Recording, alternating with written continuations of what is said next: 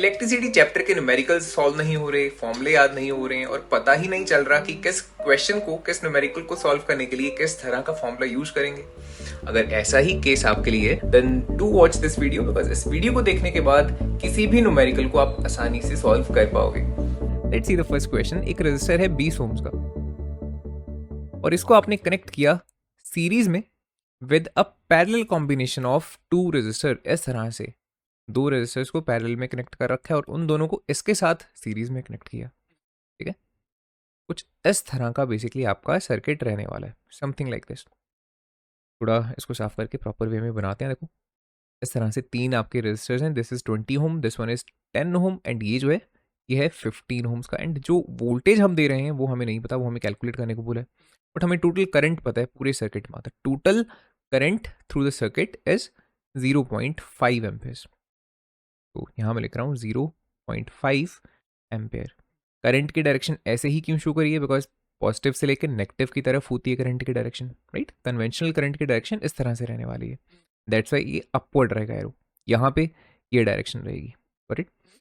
अब हमें voltage find करनी है, for that will use ohm's law, V is equals to I into are.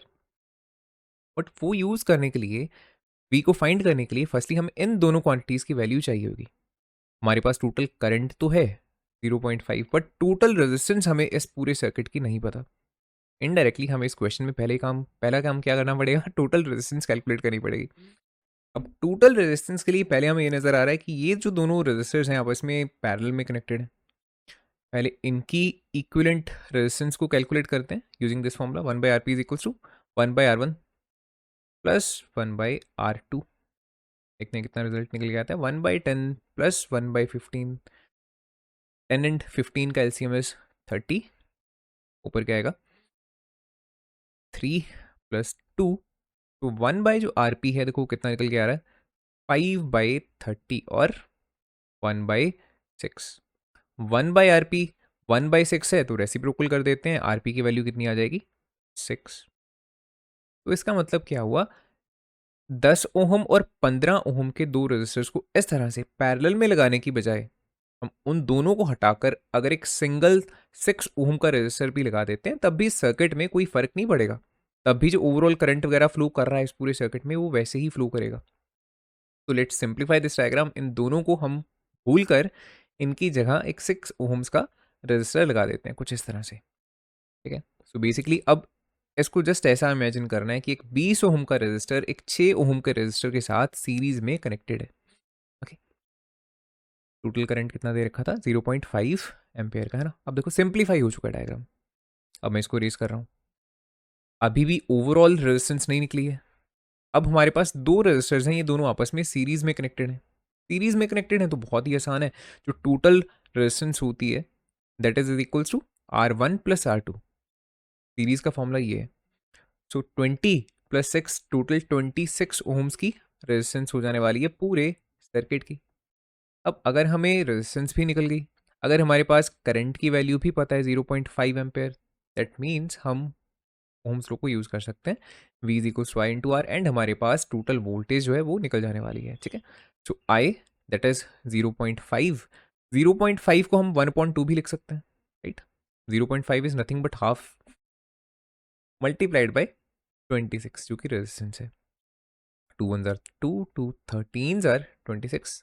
तो वोल्टेज की वैल्यू कितनी निकल के आती है 13 volt, and this is your answer.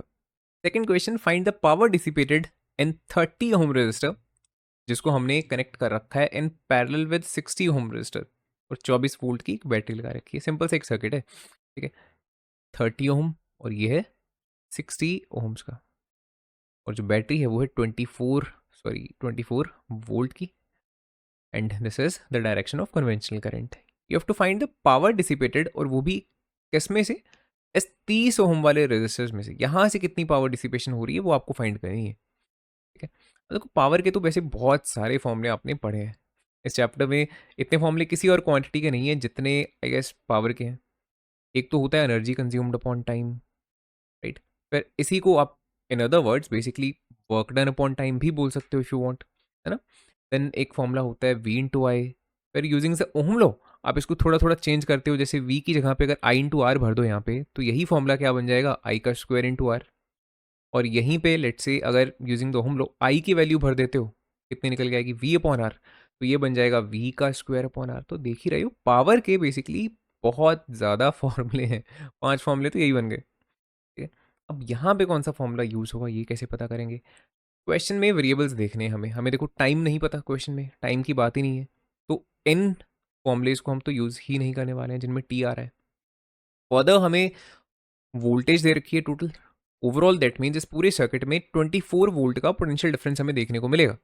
तो कोई ना कोई ऐसी इक्वेशंस को ही हम यूज़ करेंगे जिसमें वी आ रहा हो। अब यहाँ पे देखो जैसे वी की बात ही नहीं है, आई है और आर है, तो इस फॉर्मूला को भी हम नहीं यूज़ करने वाले हैं। फर्दर बचे 2 फॉर्मूले, इनमें से भी किसको यूज़ करेंगे जो हमारे लिए ज़्यादा रेलिवेंट रहेगा। देखो टोटल करंट क्या मुझे पता है क्वेश्चन में डायरेक्टली दे रखा है, नहीं। अगर टोटल करंट हमें गिवन होता फिर तो डेफिनेटली हम इसको भी यूज़ कर लेते चाहिए, लेकिन फिलहाल हमें करंट की वैल्यू नहीं गिवन, तो मैं इसको भी ना यूज़ करके बेटर रहेगा कि किस फॉर्मूले को यूज़ करूँगा, इसको P इज इक्वल्स टू, यहाँ लिखते हैं P is equals to V का स्क्वायर अपॉन आर। इस फॉर्मूला से हमें पता लग जाएगा कि कितनी पावर डिसिपेशन यहाँ पे हो रही है, ठीक है। तो देखो कितनी आएगी, V का स्क्वायर जो कि कितना है 24 इंटू 24, राइट, स्क्वायर है इसलिए 2 बार मल्टीप्लाई कर दिया। अच्छा बिकॉज पैरेलल में हमने कनेक्ट कर रखा है, दोनों के अक्रॉस सेम ही पोटेंशियल डिफरेंस देखने को मिलेगा, यहाँ भी 24 वोल्ट का और इसमें से भी 24 वोल्ट का पोटेंशियल ड्रॉप आपको देखने को मिलेगा, ठीक है। पैरेलल में पोटेंशियल ड्रॉप दोनों में सेम रहता है, दैट्स वाई वी को हमने कुछ और कंसिडर नहीं किया, 24 इंटू 24 डिवाइडेड बाई किस रजिस्टर में से आपको फाइंड करने को बोला गया, 30 ओम के रजिस्टर में से, सो डिवाइडेड बाई 30। अब इसकी करते हैं कैंसिलेशन, टी के टेबल पे 3 10 जार 30, 3 8 जार 24। अब 28 को डायरेक्टली मल्टीप्लाई कर लेते हैं 8 से और एक डिजिट छोड़ के हम डेसिमल लगा देंगे, ठीक है। पी कितनी निकल के आएगी आपकी, 24 को 8 से मल्टीप्लाई करो, 8 4 जार 32, 8 2 जार 16 एंड 3 9, सो 192। तो 192 अपॉन 10 है, एक जीरो है इसलिए कहाँ पे डेसिमल आएगा, यहाँ पे, ठीक है। तो 19.2 पावर के यूनिट्स क्या होते हैं ऐसे यूनिट्स, व्हाट। तो this is the power dissipation जो इस रजिस्टर में से हो रहा है। नेक्स्ट वन इज, एक 25 ओम का रजिस्टर है और एक 35 ओम का रजिस्टर है और उनको हमने सीरीज में इस तरह से लगा रखा है, बैटरी है एक 15 वोल्ट की, ठीक है। You have to calculate the potential drop across each resistor, दोनों के लिए अलग अलग हमें फाइंड करना है कितना पोटेंशियल ड्रॉप इसके अक्रॉस हो रहा है और कितना पोटेंशियल ड्रॉप इस रजिस्टर के अक्रॉस हो रहा है। और हमें टोटल पावर डिसिपेशन भी कैलकुलेट करनी है, टोटल पावर डिसिपेटेड पूछा है, अकेले के लिए नहीं, ओवरऑल पावर डिसिपेशन कितनी हो रही है पूरे सर्किट में, ओके। सो पहला काम हमारा वोल्टेज ड्रॉप फाइंड करना, ठीक है। अच्छा वोल्टेज ड्रॉप के लिए हम यूज करेंगे V is equals to I into R, right. दोनों के लिए पता करने को बोला है ईच रजिस्टर के लिए, तो दोनों के लिए ही हमें अलग अलग ओम्स लॉ अप्लाई करना पड़ेगा, यहाँ भी V is equals to I into R और यहाँ भी V is equals to I into R. But हमें करंट तो पता ही नहीं है, अगर मुझे करंट पता लग जाए और मुझे रेजिस्टेंस जो ऑलरेडी गिवन है दोनों को मल्टीप्लाई करके मैं इजीली पोटेंशियल ड्रॉप फाइंड कर सकता हूँ जो हमें पूछा गया, बट हमें करंट नहीं गिवन है। तो ऐसा करते हैं पहले ओम्स लॉ पूरे सर्किट के लिए ओवरऑल हम अप्लाई करके देखते हैं, ठीक है। ओवरऑल जो वोल्टेज ड्रॉप या पोटेंशियल ड्रॉप होगा वो कितना है, 15 वोल्ट का, दैट इज इक्वल्स टू कितना ओवरऑल सर्किट या कितना ओवरऑल सॉरी करंट इस पूरे सर्किट में से पास करेगा वो हमें पता नहीं है, सो उसको आई ही लिखते हैं, मल्टीप्लाइड बाई टोटल रेजिस्टेंस इस पूरे सर्किट की कितनी हुई। देखो ये दोनों सीरीज में कनेक्टेड हैं, तो ओवरऑल रेजिस्टेंस कैसे पता लगती है सीरीज में, दोनों को ऐड करके, सो 25 प्लस 35, इन दोनों को ऐड करते हैं कितना रिजल्ट आएगा 60, तो यहाँ लिख लेते हैं 60 इस तरह से, ओके। तो जो आई है वो कितना हो जाएगा 15 अपॉन 60, सो 15 1 जार 15, 15 4 जार 60, सो करंट की वैल्यू आपकी आ रही है यहाँ पे 1/4 एम्पेयर, इतना ओवरऑल करंट इस पूरे सर्किट में से पास कर रहा है। अच्छा ये तो हो गया ओवरऑल करंट, अब यहाँ से कितना करंट पास करेगा, यहाँ से कितना करंट पास करेगा, द आंसर इज इतना ही करेगा। वाई, बिकॉज ये सीरीज का सर्किट है उसमें करंट बिल्कुल सेम रहता है, यही करंट है, इसके पास देखो एक ही रास्ता है, और जब भी करंट के पास सिर्फ एक ही रास्ता हो मूव करने के लिए या फ्लो करने के लिए, तब करंट दोनों में सेम ही रहता है। ऐसा नहीं है कि यहाँ से जो करंट पास करेगा वो अलग होगा, यहाँ कुछ अलग होगा, नो, दोनों के लिए करंट की वैल्यू सेम ही रहने वाली है। दैट मीन्स वोल्टेज ड्रॉप अब आसानी से हम कैलकुलेट कर सकते हैं। देखो पहले इसके लिए लेट से इसको V1 का नाम दे देते हैं कि यहाँ पे कितना वोल्टेज ड्रॉप हो रहा है, V1 that is equals to using ohm's law I into R, इस तरह से, राइट। करंट इसमें से पास होगा 1/4 एम्पेयर का, मल्टीप्लाइड बाई रेजिस्टेंस इसकी कितनी है 25। तो 25 को आपने 4 से डिवाइड किया, आपका रिजल्ट देखो कितना आएगा, 4 6 24, सो 6.25 वोल्ट इतना हो जाने वाला है ये। सिमिलरली अगर यहाँ से कितना पोटेंशियल ड्रॉप होगा उसको कैलकुलेट करना है, तो इसको V2 बोल देते हैं, अगेन यूजिंग समझ लो I इंटू आर। करंट इसमें से भी 1/4 का ही पास करेगा, इतने एम्पेयर का, मल्टीप्लाइड बाई कितनी इसकी रेजिस्टेंस है, दैट इज 35। ये कितना निकल के आएगा, 4 8 32, राइट, और 30 बचता है, सो 8.75 वोल्ट इतना हो जाने वाला है। तो ये तो हो गया पोटेंशियल ड्रॉप दोनों रेजिस्टर्स के अक्रॉस। इसके अलावा एक और चीज़ हमसे फाइंड करने को बोली गई है, टोटल पावर डिसिपेटेड, जिसके लिए हम जो स्टैंडर्ड फॉर्मूला होता है पावर का V इंटू आई, उसको यूज़ कर लेते हैं, बिकॉज हमें दोनों क्वांटिटीज नोन है। टोटल पोटेंशियल ड्रॉप हमें पता है 15, और जो टोटल करंट है वो 1/4 है। तो 15 को 4 से आप डिवाइड करो, कितना रिजल्ट आ जाएगा, 3.75। पावर के ऐसे यूनिट्स क्या होते हैं, वॉट। तो 3.75 watt, this is the total power dissipation in this whole circuit.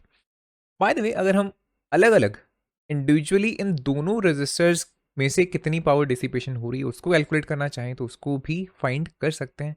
ये टास्क छोटा सा आपके लिए मैं दे रहा हूँ, फाइंड करके बताओ कमेंट सेक्शन में कि यहाँ से कितनी पावर डिसिपेशन हो रही है और यहाँ पे कितनी पावर डिसिपेशन हो रही है, एंड क्या उन दोनों इंडिविजुअल पावर डिसिपेशन का जो सम है वो इसके इक्वल आ रहा है या नहीं आ रहा। ठीक है, लेट्स सी। फोर्थ क्वेश्चन है, find the resistance of a resistor अगर पावर डिसिपेटेड हमें गिवन हो कितनी, 64 वॉट, और हमें टोटल जो पोटेंशियल ड्रॉप होगा उसके क्रॉस वो भी पता है 16 वोल्ट का। फाइंड क्या करनी है, रेजिस्टेंस। क्या कोई ऐसा फॉर्मूला है जिनमें ये तीनों क्वांटिटीज आती हो, the answer is yes. P का जो फॉर्मूला होता है दैट इज, एक तो ये फॉर्मूला हो गया V इंटू आई, लेकिन अगर ओम्स लो हम आई की वैल्यू भर दें V अपॉन आर, तो ये कितना बन जाता है, V का स्क्वायर अपॉन आर। तो ये फॉर्मूला हम यहाँ पे यूज करने वाले हैं, P is equals to V square upon R. Find further हमें R करना है, तो R को इधर भेजते हैं, पावर को R की जगह पे ले आते हैं। फॉर्मूला क्या बन जाएगा, R is equals to V square upon P। तो V का square 16 into 16 and divided by P। तो 16 1 जार 16, 16 4 जार 64। फर्दर 4 के टेबल पे कट करते हैं, 4 1 jar 4, 4 4 jar 16। R comes out to be 4 ohm। This is answer. काफी straight forward सा ये तो क्वेश्चन था। चलो fifth question, device consumes 200 what of power जब वो इतने वोल्टेज के ऊपर ऑपरेट कर रहा है, मतलब पोटेंशियल डिफरेंस आपको गिवन है 220 वोल्ट्स का। फाइंड आपको क्या क्या करना है, एक तो रेजिस्टेंस और एक आपको फाइंड करना है करंट। अब दोनों में से किसी भी चीज़ को आप देखो पहले कैलकुलेट कर सकते हो, बिकॉज पावर के आपके पास दो फॉर्मूले, एक है P is equals to V into I. वैसे तो बहुत सारे फॉर्मूले, इन दिस पर्टिकुलर केस जो दो फॉर्मूले हम यूज़ कर सकते हैं आसानी से उनकी बात कर रहे हैं, या फिर हम क्या यूज़ कर सकते हैं, that is V square upon R. अगर मैं इसको यूज़ करता हूँ तो मेरे पास देखो P गिवन है, V गिवन है, आई निकल जाएगा, राइट। अगर इस फॉर्मूले को यूज़ करते हैं, अगेन हमारे पास P गिवन है, V गिवन है, आर फाइंड हो जाएगा। तो let's see using this formula, P is equals to V into I. Find हमें करना है let's say I is equals to P upon V। तो ये हो जाएगा 200 अपॉन 220, 0 से 0 कटेगा, 2 के टेबल पे कट करो, 10 अपॉन 11 इतने एम्पेयर्स का करंट है। डिवाइड करना चाहते हो तो इसको डिवाइड कर लो, after dividing you will get a result something like this, 0.90, again 9, ये पैटर्न चलता रहेगा। सो ऐसे ही इसको छोड़ दो, 0.90 एम्पेयर्स, या फिर इसको इस तरह से आप राउंड ऑफ कर लो, अप्रोक्सीमेटली इतना आपका आंसर आ जाएगा, राइट। यहाँ भी छोड़ दोगे तो भी चलेगा। देन अगर हमने फाइंड करना है रेजिस्टेंस, उसके लिए यूजिंग दिस फॉर्मूला, आर को इधर ले जाते हैं, पी को इधर ले आते हैं, R is equals to V square upon P, V का स्क्वायर मतलब 220 मल्टीप्लाइड बाई 220 डिवाइडेड बाई 200, दो जीरोज हैं, इस जीरो से ये वाली जीरो कटेगी, इस जीरो से ये वाली जीरो कटेगी, 2 1 जार 2, 2 11 जार 22, आर कितना आ जाएगा 11 मल्टीप्लाइड बाई 22, मतलब 242 ohms and this is the resistance. Next question, एक 50 ओहम का रेजिस्टर है और इसको हमने एक बैटरी के साथ कनेक्ट कर रखा है जो कि कितने वोल्ट की है, 100 वोल्ट की, 100 वोल्ट की, इस तरह से। You have to calculate the energy dissipated in 10 minutes. Energy dissipated, अब जी रेजिस्टर है, किस फॉर्म में एनर्जी को डिसिपेशन करेगा? क्या लाइट की फॉर्म में? नो। क्या साउंड की फॉर्म में? No. The answer is in the form of heat energy, right. Resistor है, जब इसमें से करंट पास हो रहा है इस तरह से, ऑब्वियसली बात है जितनी एनर्जी डिसिपेशन होगी हीट की फॉर्म में ही होने वाली है। तो using the joule's law of heating, H का फॉर्मूला क्या होता है हमारे पास, आई का square into R into T. इस फॉर्मूला को हम ट्राई करते हैं, देखते हैं क्या क्या हमारे पास। देखो गिवन है, टाइम हमें गिवन है, तो यस। रेजिस्टेंस मुझे पता है 50 ओम्स, वो भी ठीक है, लेकिन हमें करंट की वैल्यू क्वेश्चन में नहीं दे रखी, और जब तक करंट नहीं पता लगेगा इस पर्टिकुलर फॉर्मूला को इस वे में तो हम यूज़ कर नहीं सकते। बट हमारे पास इस क्वेश्चन में v की वैल्यू गिवन है, तो क्यों ना हम कुछ ऐसा करें कि i की जगह हमारा इस पर्टिकुलर एक्सप्रेशन में v बन जाए। तो यूजिंग द ओहम्स लॉ, जो v होता है that is equals to I into R, या फिर हम बोलें जो i होता है that is v upon R, है ना, i की वैल्यू ये होती है। तो इस वैल्यू को अगर हम यहाँ सब्सटीट्यूट कर देते हैं तो हमारा जो ये रिजल्ट है ये क्या बन जाएगा, ये बन जाएगा v का स्क्वायर अपॉन आर का square into R into T, R से आर कैंसिल आउट करो, एंड जो आपका रिजल्ट है एच का वो कितना निकल के आता है, H is equals to V square upon R multiplied by T. अब हम इसको यूज़ कर सकते हैं, देखो H is equals to V का स्क्वायर मतलब 100 का स्क्वायर डिवाइडेड बाई आर जो कि है 50 मल्टीप्लाइड बाई टी। कितने सेकेंड्स का टाइम है, ये मिनट्स में दे रखा है, 10 मिनट्स एंड मल्टीप्लाइड बाई 60 से मल्टीप्लाई करेंगे तो सेकेंड्स में ये हो जाने वाला है। अब देखो 0 से 0, 5 से इसको काट लेते हैं, ठीक है, तो एच कितना निकल के आ जाएगा, 6 2 12 और साथ में कितनी जीरोस, 4 जीरोस, और जो ऐसे यूनिट्स होंगे एनर्जी के वो कितने होते हैं, जूल। इतनी जूल ऑफ एनर्जी को उसने कंज्यूम करा, या आप बोल सकते हो इतनी एनर्जी को उसने डिसिपेट करा है। सेम क्वेश्चन को थोड़ा सा अलग तरह से हम कैसे सॉल्व कर सकते हैं, बिकॉज हमें आर भी गिवन है और हमें वी भी गिवन है, तो यूजिंग द ओहम्स लॉ आप पहले चाहे करंट को कैलकुलेट कर लो। करंट कितना निकल के आएगा, वी अपॉन आर, देखो 100 अपॉन 50 मतलब 2 एम्पेयर का करंट फ्लो कर रहा है सर्किट में से, राइट। यहाँ पे लिख देते हैं 2 एम्पेयर। अब अगर हमें आई पता लग चुका है तो जो एच का फॉर्मूला था आई स्क्वायर आर टी, इसमें हम सीधा सीधा आई आर और टी को पुट कर सकते हैं और आंसर हमारा निकल जाएगा, रिजल्ट सेम ही आएगा। आई का स्क्वायर मतलब 2 का स्क्वायर, सो हो जाएगा 4 इंटू आर जो कितना है 50 मल्टीप्लाइड बाई टाइम, सेकेंड्स में कितना होगा 10 मल्टीप्लाइड बाई 60, राइट। अभी देखो आपका सेम ही रिजल्ट आता है नहीं आता।